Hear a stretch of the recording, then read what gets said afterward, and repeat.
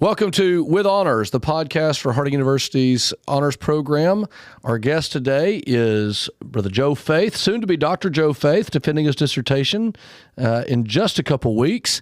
And our question today is AI a net good or a net evil? Is AI a net good or a net evil? Joe, before you answer this, tell us what you do at Harding, a little bit about your background. Sure. Well, first of all, thank you for having me on the show. It's a pleasure to always be with you. So at Harding, I teach in the Information Systems Department and the Computer Science Department.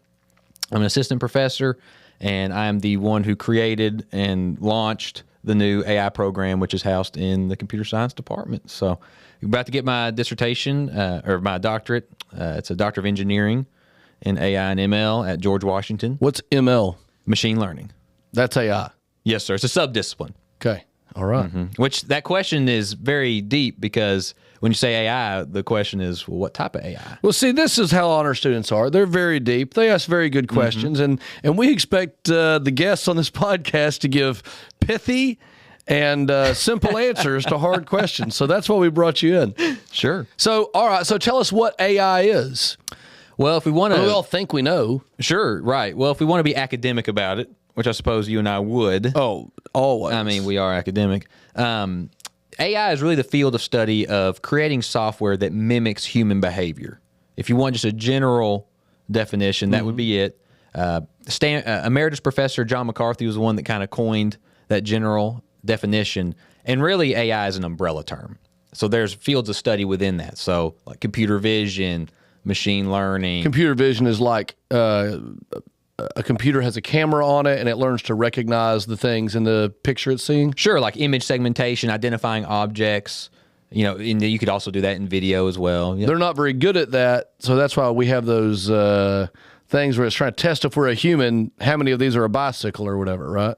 Well, those can be used to annotate data sets, but really computer vision is pretty successful. That was the first big blowout in deep learning in the 2010s. Like things like ImageNet, ResNet, UNet, lots of big models came out in the 2010s. Facial recognition comes out of that kind of thing? Exactly, yes, sir. Yeah. All right, so AI is all that stuff. Right. And I like your language of mimic human behavior. Yes, sir. Because, you know, the Turing test and the singularity and all these kind of big ideas that, I mean, I'm not a computer person. I'm a movie person, a science fiction person, a comic book person. You know, I knew about Ultron a long time before we built him. Right. But all those things, the idea is that the AI becomes sentient, that it gains consciousness and such. Sure. You're saying what we're at least talking about right now is AI mimicking human behavior. It looks like a human, it acts like a human, but it's not. So we could talk some about, like, you know, is it going to destroy the world, and is Ultron a real threat? And maybe we could get Eliza to put some Terminator music over the background of all this. Yeah. Maybe Photoshop some red eyes on us a little bit, you know? On one of us. On one of us, yeah. Yeah, I'm all animal over here. You're the machine guy. Hey, hope you can't see the battery pack or nothing. That's right. But tell me this, okay, where we stand today, not thinking about what's coming next. I want to talk about what's coming next, but sure. Where we stand today, what's your just straight answer? Is AI a net positive or a net negative for humanity? Well, right now I would say it's too early to say. You know, because we're probably talking about, you know, if we talk about AI as a discipline, you know, we've had machine learning that's been out since the 80s. Yeah. And predictive analytics. And that has been a net positive. Tell us what predictive analytics are and how it's been a positive. Well, so the idea of machine learning is where you're essentially feeding in data, and then usually it's going to be in a supervised context, so there's labels that go along with that. And you essentially create a model that can generalize to new unseen samples. So it allows you to predict future states or future occurrences. And what do we use it for? Well, you can use it in all sorts of areas. I mean, manufacturing, predicting equipment failures, stock, like buying and selling stocks, healthcare, looking at radiology, like x-rays and things like that. I mean, it's widely adopted, and I think that's been... Meteorology? You could use AI in meteorology, yeah. Yeah, is it effective? Well, the new Google models that came out earlier this year actually are more efficient and highly effective. Yes. All right, so that comes out in the 80s, and that's been a net good, you think? I think for sure. I mean, you're using that more as a augmenter. You're not talking about replacing. It's like if you're thinking of like ML to help with radiology, for instance, that's assisting. ML is machine learning? Yes, sir. Okay. Yeah.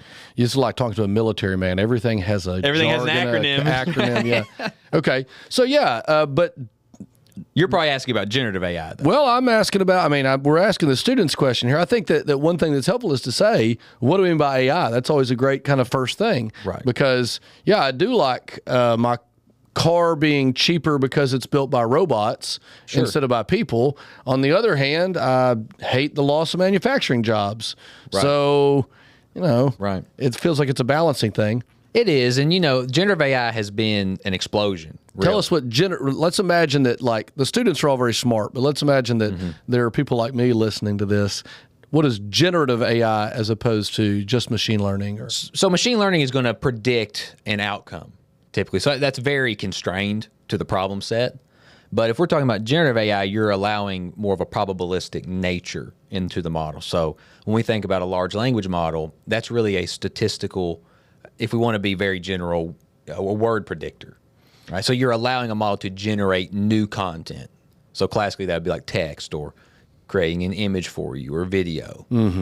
All right. So tell me this, generative AI.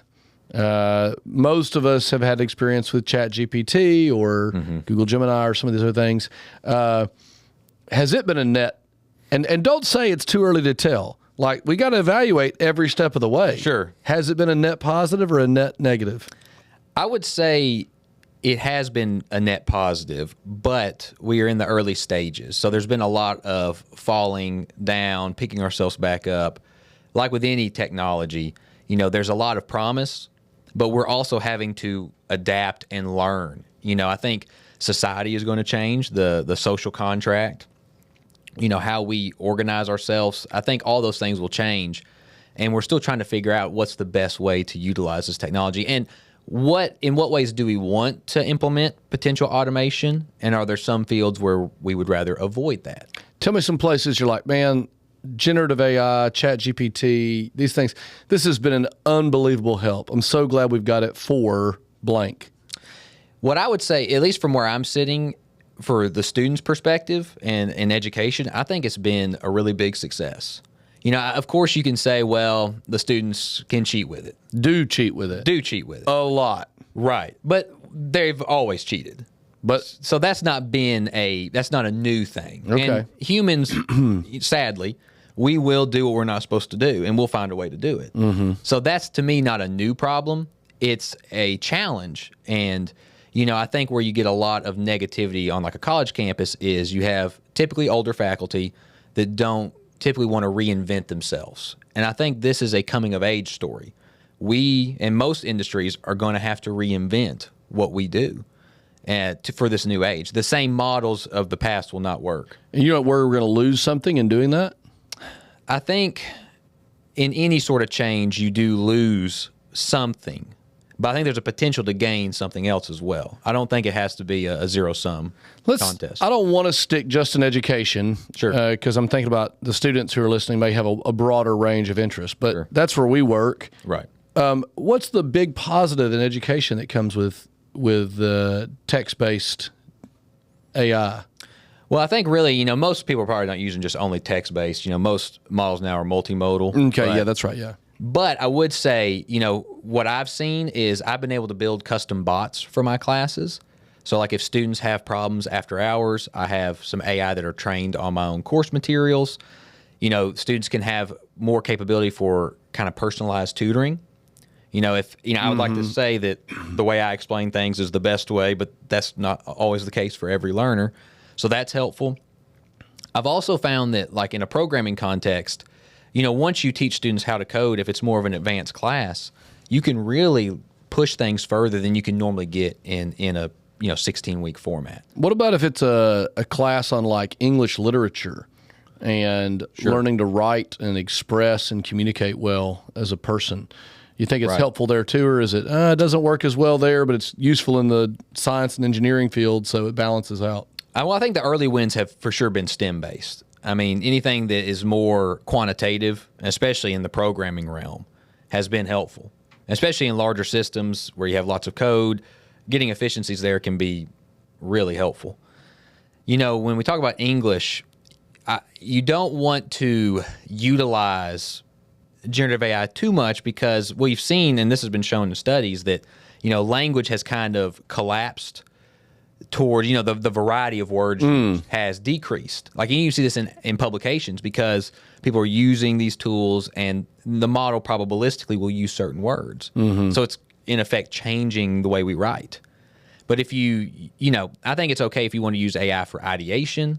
If you have a writer's block, I think that can help. I like to use AI all the time to help. Like, hey, give me 10 ideas about this, or like if I'm wanting to create an assignment or whatever, to kind of get the ball rolling. But if you're just copy pasting, you're removing yourself from the creative act. Yeah, I think that's what I think about. You said the wins come in the STEM field and the losses come in the humanities. Right. Isn't the danger that most people feel with AI the loss of humanity, the loss of creativity? Even if you put your model in and you say, "Give me 10 ideas about this." Well, now you're limited to the kinds of ideas that AI generates. Now, you might think it's those, but you've already, sort of like with a man with a hammer, everything looks like a nail. Sure. Don't we lose some of the freedom and broadness and glory of human expression and creativity because of these tools? Right. And I think that's where, you potentially can lose something. And I think the calling is you have to be stronger than the allure of the tool. In many cases. Do you think most people are stronger than the allure of the tool, or most people sort of shaped by the systems and technology that they inhabit? Well, I would say that's been the case all through history. People will fall victim to what's easiest. The majority will. Now, of course, we're talking to honor students here, so I think they'll be cut fine. Above. It's the rabble below that'll be that'll lose their humanity, but at least the honor students will. They'll be fine. You'll still be creative, and I don't know if that's good news. I don't know. Well, buyer beware there, I guess. Yeah, but I think that one of the calls we have to decide is there has to be certain areas that you have to protect or that have to be sacred. Just because you can utilize AI in a field doesn't mean it should be allowed to be used. Do you use AI to write your mother's birthday card? No, I do homemade birthday cards. I get paper out of the printer, and I do custom folding, pins, coloring, custom notes. My mother always told me, don't go buy a Hallmark card, make a card. But it'd be so much easier and faster to do an AI one. It would be, but it wouldn't be, it wouldn't be from me, and it wouldn't have taken the time. There's the loss, right? That's the loss. That's the loss. Okay, so we've talked about sort of where we're at now. Sure. But the stuff people generally want to talk about AI is what's coming. That's one of the things that's always exciting, but also frustrating about these conversations is we invent things that aren't real, like the futurists say, and I'm like, sure, that's not a thing. You're just saying something. That's just somebody who's confident to say something. Right. But granted that we don't know the future. Sure. You said it's too early to tell. If AI manages to do X, Y, Z, it'll be a net positive. But if instead it does A, B, C, it'll be a net negative. Tell me fill in some of those variables for us.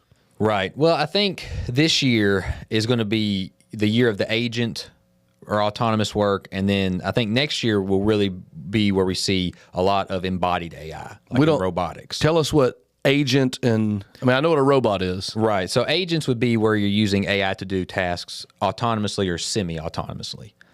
And what I would say is where we're at now, I would not worry about Terminator. We're really dealing with models that have not really an inherent understanding of the world. They're trained on data and they're able to predict surprisingly well, but it's not the same as you or I. Because they live inside a computer only. Well, that, and also, it's not the same. Humans are not really renowned for their raw intelligence, but one of the things that make us so formidable is we can really interrogate our lived experiences, and we can also adapt really easily on the fly. Okay. AI, at least at this point, is not good at continually learning and rapidly adjusting across domains. And memory is another big issue. But I think that those things are where the future's heading. Now, what I think, and I'm a positive individual when it comes to this, what I see is in our world today, we have very pressing global problems. I think about global warming, solving cancer. If you've seen the last, like with the Nobel Prizes, like last year, it was AlphaFold, which was working with DeepMind and protein folding, discovering new proteins. And this year in chemistry, it was ChatMOF, which is a metal organic framework, where they actually used AI to figure out a way to actually have hydrogen cells. So actually being able to have hydrogen cells in cars, but not having to have them under pressure where they could potentially explode. They used AI to actually help discover that. And I think when we're alternative fuel source, we're talking about here, not burn carbon. Yes, exactly. And so when you think about when we have these super difficult problems, can we solve them on our own in the time that they need to be solved? Or could a tool like this allow us to fix things that need to be, like, replenishing the ozone, solving big problems like cancer, helping out with alternative fuel sources? These are big problems.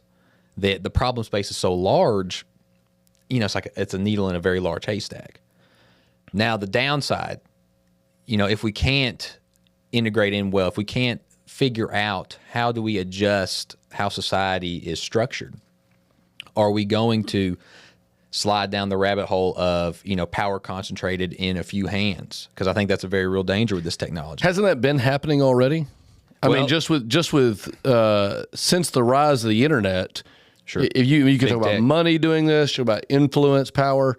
Hasn't it been the case that fewer people have more power? Exactly. And when you have algorithms, you can almost enforce that continued bias, right? And it accumulates.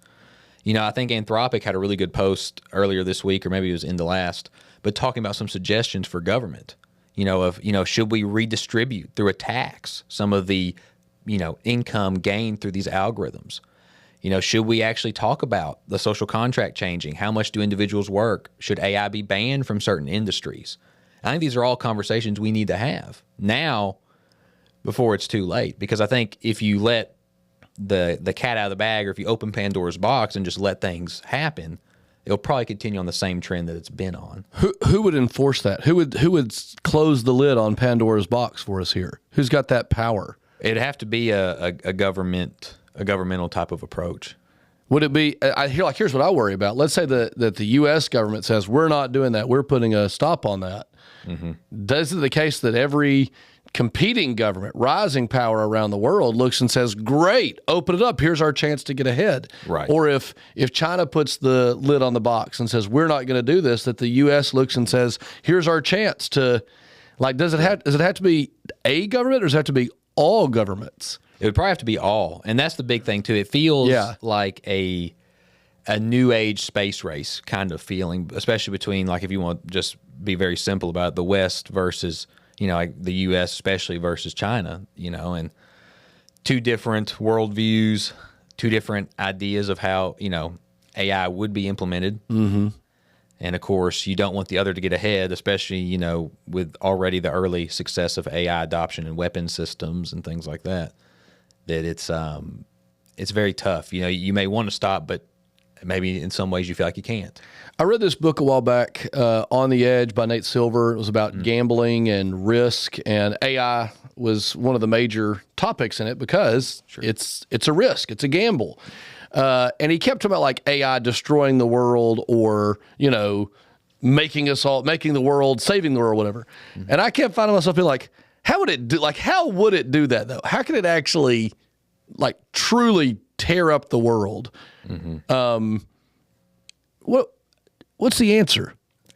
I mean, I figure they're talking about maybe almost Terminator style with robotics. If you think about maybe like in kind of uprising in that sense, or if you have AI controlling weapon systems, like nuclear weapon systems, right? And that's a big issue because we've already seen with even LLMs, which I would say is pretty nascent in the direction that we're heading. It's very hard to control sometimes. The guardrails are a big issue. Yeah. And how do you constrain these these tools. Yeah, and who gets to constrain them seems pretty interesting. Well, and the people who are engineering them have a huge impact on that. And none of those people are, it's not like the government or society at large is looking over their shoulder and saying, let's not do that, let's do this, because they're out way in front of everybody, right? We're all playing catch up behind this technology. Right. So I'm always interested in these kind of hypotheticals, and I think the students are asking, has this been good? Has this been bad? Let me ask this as we're wrapping up. How should honors students who are having interaction with AI right now, and also who are thinking about it and getting excited about the future or getting anxious and nervous about the future, what advice do you have for them as they interact with and think about AI going forward? I would say experiment as much as you can. You know, I think a lot of people are anxious about job loss, which I think that is going to be a thing that happens. I mean, I'm not going to lie about that. But I think the majority of jobs will change as has happened. Like if you look at software development, went from working with punch cards to writing code with the keyboard. Right? The job changed, but it still existed. And I think that will happen with a lot of jobs. But I think as younger people, you need to really be focused on what are you really passionate in and how can you leverage AI either to help you get to where you want to go. I think it's a really great tool for upskilling. And I think it's an easy thing to add on. You know, still, you know, I'm a big fan of the humanities because, like you said, if we don't have that, we lose who we are. But I think it's an easy thing you can add to your skill set to make you more marketable. You know, if you have some fluency with these skills, you know, Cambridge recently, which Dr. Carpenter sent me this a few weeks ago, have a PhD, and it's a humanities-based PhD, but they have a few technology classes. I think it's like 3 classes that they take just to give them a little flair of that, to try to help with like, hey, here's a few skills you can add to your tool belt, but the main focus is on the humanities. So I think that's a big thing, is just not being afraid of it and leaning into it, because you don't have to be a master programmer, right, to work with these tools. There's a lot of ways you can implement it into your life, and I think just having some understanding can be huge. Well, hopefully conversations like this lead to that understanding and help us be better at thinking about these things as these students are interacting in their own lives and as they are going into they'll be the generation that, you know, has to build this world that AI is a part of. So thanks so much for being here, Joe, and we'll see you guys next time on With Honors.